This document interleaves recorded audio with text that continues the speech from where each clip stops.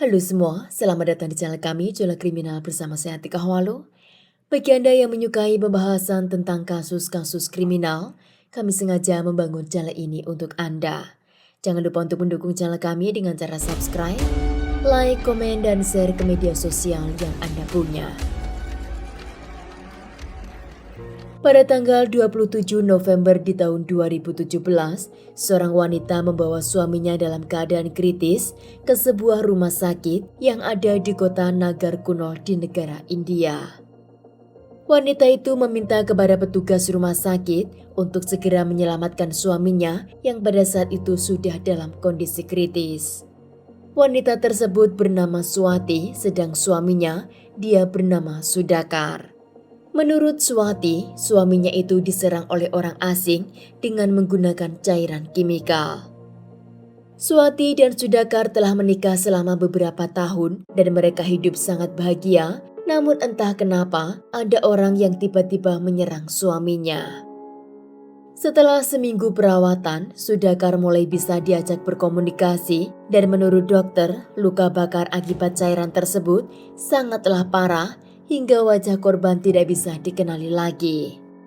Dokter juga menyarankan kepada keluarga korban bahwa Sudakar harus menjalani operasi plastik untuk memulihkan kondisi wajahnya.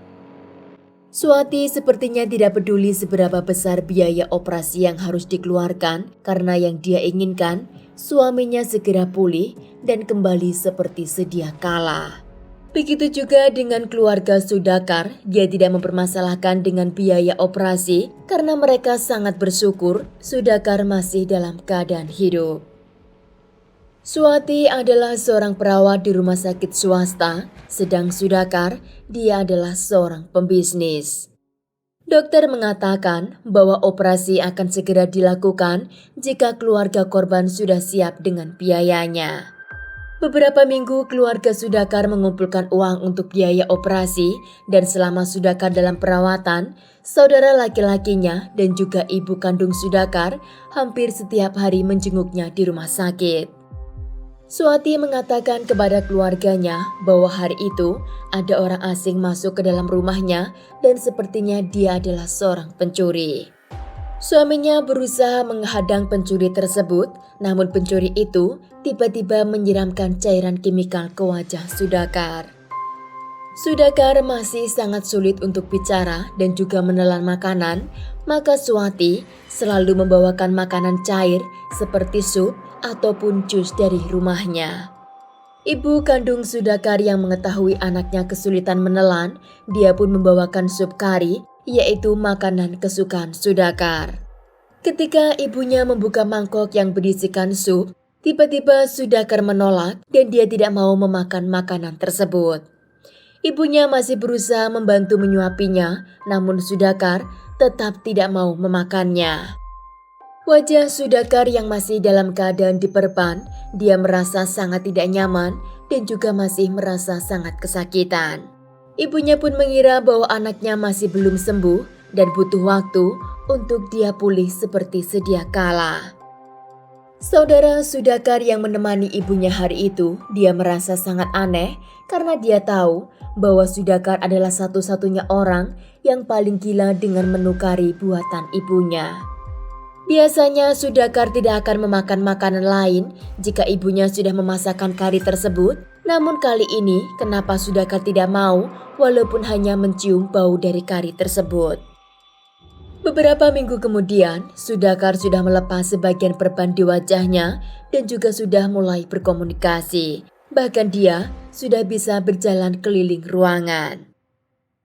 Suatu hari keluarga Sudakar berkumpul dan membicarakan kondisi Sudakar yang sudah mulai membaik, namun di sela-sela obrolan mereka, salah satu anggota keluarga mengatakan bahwa Sudakar suaranya berubah.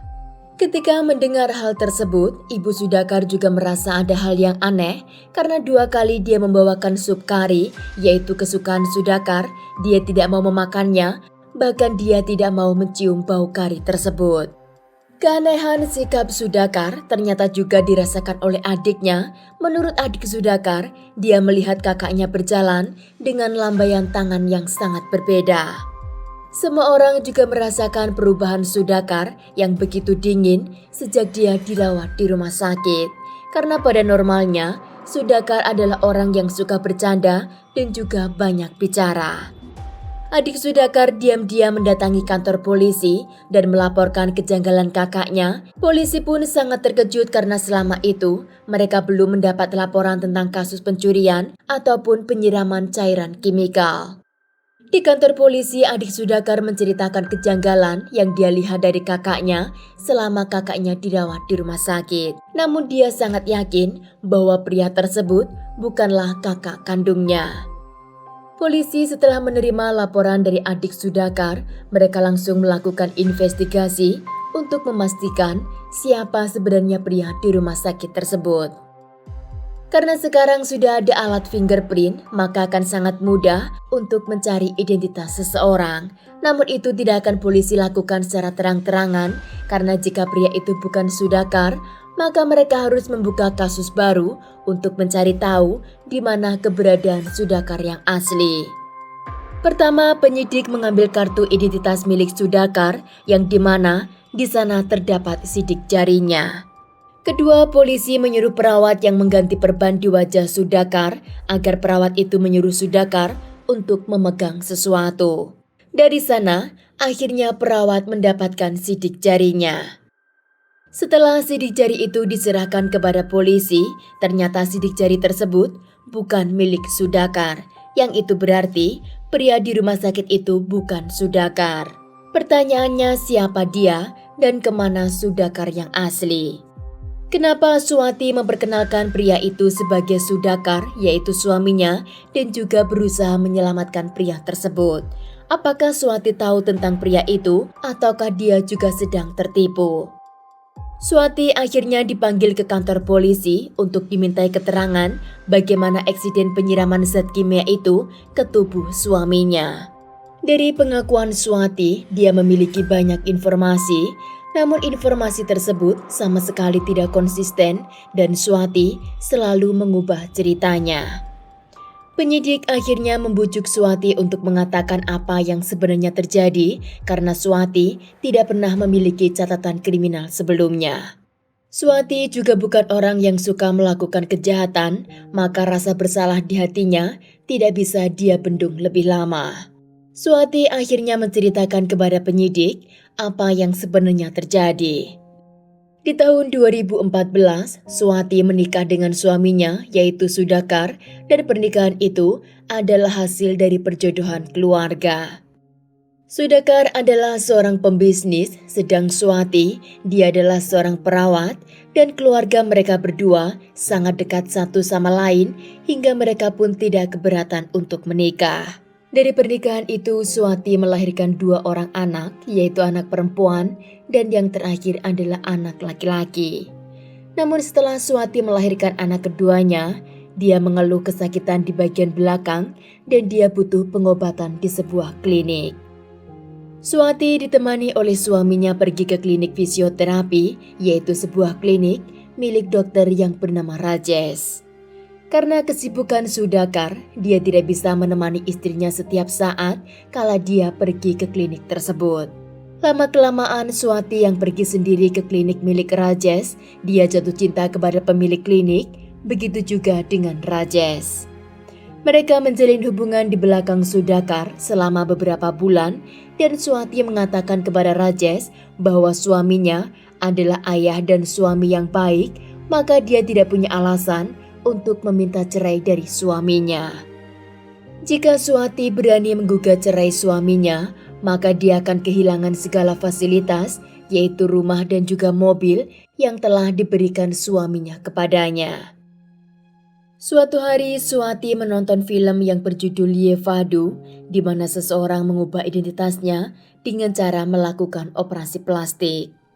Menurut Suwati, dia menonton film tersebut lebih dari 10 kali untuk menghayati langkah-langkahnya agar dia semakin yakin dengan rencana yang akan dia lakukan. Ide dari film tersebut Suwati katakan kepada Rajesh dan Rajesh pun setuju dengan apa yang dikatakan Suwati. Swati selama berbulan-bulan mengajari Rajesh apa yang dilakukan Sudhakar dari rutinitas pagi hingga malam, apa pekerjaannya, siapa nama keluarganya, dan siapa teman dekatnya. Bahkan dia juga mengajari Rajesh apa hobi suaminya dan topik apa yang paling dia suka ketika dia berbicara dengan keluarganya. Rajesh sejak hari itu, dia memperagakan apapun yang Sudhakar lakukan karena Swati tidak mau jika rencana itu gagal di tengah jalan. Swati tidak akan mengambil langkah berikutnya jika Rajesh tidak lulus cara menguasai kepribadian Sudhakar. Rajesh pun setiap hari mengelola suara agar mirip dengan suara Sudhakar, bahkan dia juga berjalan seperti gerakan Sudhakar. Setelah Swati mengira perilaku Rajesh hampir 90% mirip suaminya, kini Swati akan melakukan rencana berikutnya. Pada tanggal 20 November di tahun 2017, tepat di hari Minggu, Swati memilih hari itu karena hari libur dan biasanya semua keluarga ada di rumah. Sudhakar hari itu sedang santai menonton TV di rumahnya dan Swati yang seorang perawat profesional, dia tahu cara menggunakan obat sedaktif dan di mana dia mendapatkan obat tersebut. Hari itu Swati menyuntikkan obat sedaktif ke tubuh suaminya hingga suaminya tidak sadarkan diri. Setelah Sudhakar dalam keadaan tidak sadarkan diri, Swati memanggil Rajesh untuk datang ke rumah tersebut dan mereka berdua memukul kepala Sudhakar dengan menggunakan tongkat besi hingga korban tidak bernyawa. Setelah Sudhakar dinyatakan meninggal dunia, mereka berdua merusak wajah korban hingga tidak dapat dikenali lagi. Karena mereka tidak mau jika jasad itu ditemukan, mereka dapat mengenali wajah korban. Jasad korban mereka bungkus dengan spray dan mereka buang ke dalam hutan. Namun karena mereka takut jasad itu ditemukan orang, maka akhirnya mereka memutuskan untuk membakar jasad korban. Mereka masih merasa takut DNA korban akan ditemukan, maka sebelum jasad korban menjadi abu, akhirnya mereka menggali tanah dan jasad korban mereka kuburkan di dalam hutan tersebut. Setelah membuang jasad korban, kini waktunya mereka melaksanakan bagian yang paling mengerikan. Menurut Swati, dalam film tersebut, Rajesh harus mengubah wajahnya menjadi seperti Sudhakar agar mudah mengambil identitas dan juga menjadi suaminya. Rajesh harus melakukan operasi plastik, namun sangat tidak mungkin jika Rajesh meminta kepada dokter begitu saja untuk mengubah wajahnya seperti Sudhakar. Maka jalan satu-satunya adalah merusak terlebih dahulu wajah Rajesh agar dia bisa menjalani perawatan dan juga operasi plastik agar tidak dicurigai oleh siapapun. Swati meyakinkan kekasihnya itu bahwa semua rencananya akan berhasil seperti apa yang terjadi di dalam film. Awalnya Rajesh ragu dengan rencana Swati karena itu sangat amat menyakitkan dirinya. Namun karena rasa cintanya kepada Swati, Rajesh akhirnya mengikuti apa yang dikatakan oleh Swati. Pada tanggal 27 November di tahun 2017, Rajesh datang ke rumah Swati dan di sana dia mengatakan bahwa dia setuju untuk merusak wajahnya sendiri.